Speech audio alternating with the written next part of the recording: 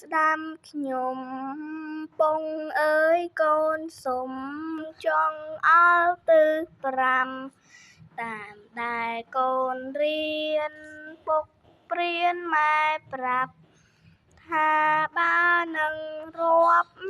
ទិសធំមាន4ទិសបូទសិនបាំងចិនរាប់មិនមានខុសនឹងក្បួនទើបដល់ឧត្តរបន្តមិនស្ទួនកូនចេះមាំមួនទិសតូច4ទៀតអគ្នេយ៍និរតីពីរយ័ន្តគ្រប់3កូនរាប់មិនឃ្លាតឥសានគ្រប់4ដោយខ្ញុំប្រឹងឆ្លៀតសិក្សាគ្មានគ្មៀតតាមលោកទាំងពីរ